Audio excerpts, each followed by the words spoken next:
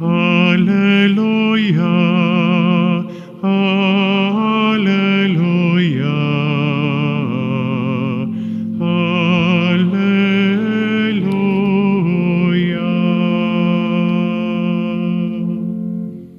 Pripravite put Gospodinu, poravnite mu staze.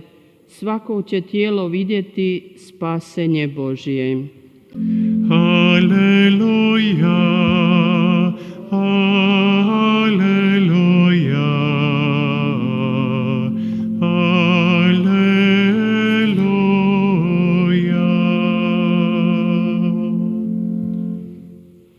Gospodin s vama. I s duhom tvojim. Čitanje Svetog Evanđelja po Mateju. Slava tebi, Gospodine. U ono vrijeme reče Isus svojim učenicima: što vam se čini? Ako neki čovjek imadne 100 ovaca i jedna od njih zaluta, neće li on ostaviti onih 99 u gorama i poći u potragu za zalutalom?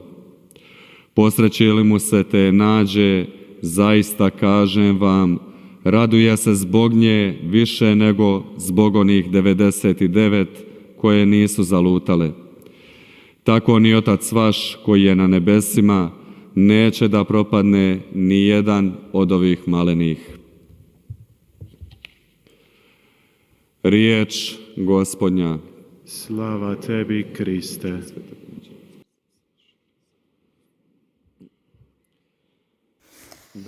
사랑하는 형제자매 여러분, 지금은 거룩한 대림시기로서 하나님의 말씀 앞에서 깨어 생활하도록 초대받고 있습니다. 또 하나님의 말씀은 우리에게 하나님의 사랑과 하나님께서 인간을 얼마나 보살피시는지 보여주고 있습니다.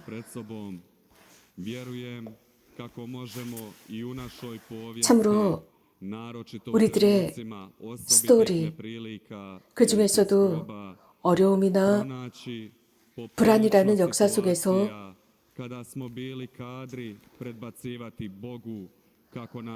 이런 상황 속에서 정말 하나님께서 우리들을 버리셨고 생각해 주시지 않으셨고 거부하셨고 잊어버리지 않으셨느냐라고 불평할 수 있습니다.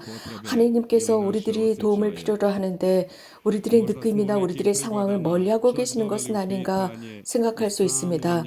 그래서 어떤 상황 속에서는 그분의 존재가 정말 있느냐의 여부를 의심할 수도 있습니다. 정말 주님이 안 계시는 것처럼 혹은 이미 계셨었고 지금은 계시지 않는 것처럼 아주 먼 곳에 계시는 것처럼 생각할 수 있습니다. 그러나 주님의 말씀은 구원 역사이며 하나님은 그런 분이 아님을 보장해주고 있습니다.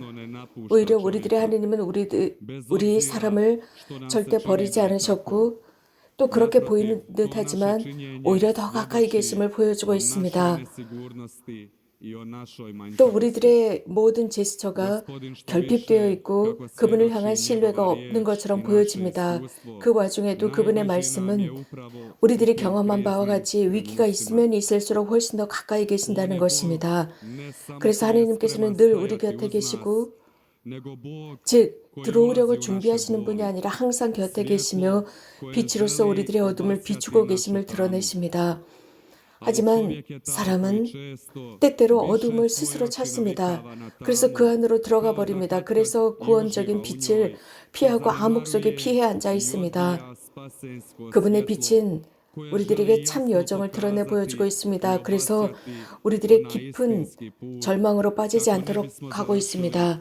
오늘 이사야 말씀은 선택받은 백성의 그 어려운 상황을 보여주고 있습니다. 그들은 노예 생활에 빠져 있었습니다. 이 노예 삶, 종살이는 매우 어려웠습니다. 그래서 백성은 어느 정도 희망을 잃어버리고 자신들의 해방될 수 있는지 여부를 의심하고 있습니다. 자신들이 살아가고 있는 시대와 스토리 속에서 하나님의 개입이 정말 있을까 의심하고 있습니다. 자신들의 환경 속에 하나님이 계시지 않는 것은 아닌가 생각합니다. 바빌로니아의 유배 속에서 그들은 종살이를 하고 있습니다. 죄의 종살이 우리들을 생각해보게 합니다. 죄가 무엇일까? 죄의 죄의 그 근본 모습을 보게 합니다. 그리고 사람이 어떻게 폐쇄되는지 보여줍니다.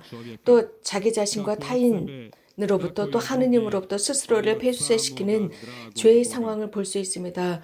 우리들의 삶과 자주 비교해 볼 수 있습니다. 우리는 삶 속에서 죄의 삶과 우리들의 정체성에 흔들리고 있습니다. 그러나 우리는 이거보다 훨씬 더 큰 모습입니다. 우리는 하느님의 모상대로 만들어져 있고 하느님의 아들과 딸들입니다.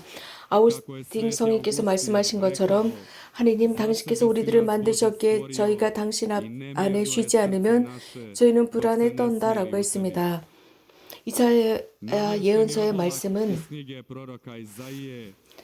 하느님께서 당신 백성과 함께 계시는 모습을 볼 수 있습니다. 명령법을 쓰고 계십니다. 계명을 드러내고 계십니다. 강력한 계명입니다. 너희는 광야에서 주님의 길을 닦아라 라고 소리칩니다. 그러면서 외쳐라 라고 합니다.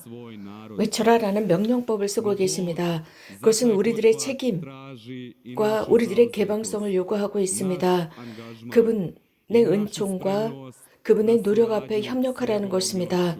당연히 하나님께서는 우리들의 노력 없이도 구하실 수 있지만 그러나 하나님께서는 우리들의 인간의 자유를 존중하십니다. 그래서 우리가 그분을 선택할지 거부할지 우리가 결정하도록 하셨습니다. 그분의 은총을 우리가 그분의 구원의 은총을 선택의 여부를 우리들에게 맡기셨습니다. 이사야에서 말씀하시는 것처럼 당신의 백성께 명령하고 계십니다. 협력을 요구하십니다. 외쳐라 라는 것입니다. 이것은 하느님의 구원을 향한 당신의 창조주를 위한 구원을 향한 의지를 드러내고 있습니다. 당신의 모상대로 만들어진 사람을 구원하고자 하는 그분의 강력한 의지입니다. 외쳐라 라고 했습니다. 너희는 광야의 주님의 길을 닦아라. 우리 하느님을 위하여 사막의 길을 곧게 내어라 라고 하셨습니다. 그래서 인간이 지니고 있는 이러한 모든 것을 하느님께로 집중시키고 있습니다. 골짜기는 모두 메워지고 산과 언덕은 모두 낮아져라 라고 하면서 그분을 향해 걸어오도록 요구하고 있습니다.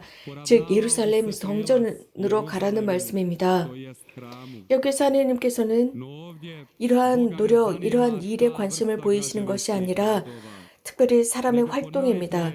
자신의 내면의 자유를 위해서 어떻게 노력하는지 보여주고 그렇게 하도록 했습니다. 형제자매 여러분, 이것은 우리들의 삶 속에서의 모두에게 초대하고 있습니다. 그래서 도저히 갈 수 없는 길 같은 모습, 그래서 가시덤불이나 바위나 혹은 태풍에 의해서 비에 의해서 모두 무너진 것 같은 그 길을 준비하라는 것입니다. 우리가 그렇게 보이는 것 같지만 우리들이 노력할 때 가능하다는 것입니다. 모든 언덕이 평화가 된다는 것입니다. 즉 영적인 길입니다. 우리들의 교만과 거만을 버리라는 것입니다. 그리스도인의 소명에 어울리지 않는 요소들을 버리고 바로 거기에서부터 시작해야 합니다. 즉, 또 다른 가르침은 이러한 노력은 지금 시작해야 한다는 것입니다. 내면의 노력은 지금 시작해야 하고 또 우리들이 살아가는 이 삶 속에서 응답해야 합니다. 우리들의 삶 안에서 해결책이 등장하는 것입니다. 우리들이 노력할 때입니다. 또한 주님께서는 이러한 다른 형제들이 구원에 참여할 수 있도록 노력해야 한다는 것입니다. 외쳐라 라고 했습니다. 구약 시대에는 메신저들이 있었습니다. 그래서 사람들에게 기쁜 소식을 전하곤 했습니다. 아주 중요한 정보를 정하는 전달자들이 있었습니다. 이러한 외침 속에서 우리는 교회를 봅니다. 교회는 교회의 삶을 통해서 사명을 완수합니다. 즉 사막에서 외치는 소리가 됩니다. 현대의 외치는 소리입니다. 높은 곳에서 외치는 소리가 됩니다. 기쁜 소식을 전하는 시온아, 높은 산으로 올라가라. 기쁜 소식을 전하는 예루살렘아, 너의 목소리를 한껏 높여라. 두려워 말고 소리를 높여라. 유다의 성읍들에게 너희의 하느님에게서 여기 계시다고 말하여라 라고 하고 있습니다. 형제자매 여러분, 교회는 하느님의 신부입니다. 그래서 벽을 만드는 것이 아니라 가장 먼저 나와 여러분 모두가 이러한 초대에 응답해야 할 첫 번째 사람들입니다. 외쳐야 합니다. 세상의 말입니다. 병든 세상에 외쳐야 합니다. 시간이 갈수록 하느님의 은총을 거부하는 이 세상의 말입니다. 우리는 사랑과 외침으로 세상에 주님을 전해야 합니다. 유일한 참 진리, 우리 자신과 형제들을 위한 참 진리는 하느님이라는 것입니다. 그분의 구원적인 사랑을 외치는 것입니다. 우리 각자는 스스로를 잘 알고 있습니다. 우리가 무엇을 얼마만큼 하는지, 무엇을 하는지 알고 있습니다. 얼마나 우리가 시간을 내고 노력하는지 알고 있습니다. 우리는 때때로 하느님을 진지하게, 하느님의 메시지를 진지하게 받아들이지 않고 있는 것 같습니다. 그러나 이런 것을 차치하고라도 하느님께서는 인내하십니다. 우리를 참아주시면서 기다리십니다. 그리고 우리들을 보고 지쳐서 우리들을 내치지 않습니다. 끝까지 우리와 함께 하십니다. 그런 하느님과 협력해야 합니다. 마테오복음은 바로 이러한 하느님의 노력, 하느님의 희망을 증언하고 있습니다. 그래서 착한 목자의 모습을 통해서 우리를 버리지 않으신 것을 보여주고 있습니다. 99마리를 산에 남겨둔 채 길 잃은 양을 찾아 떠나는 모습을 보여줍니다.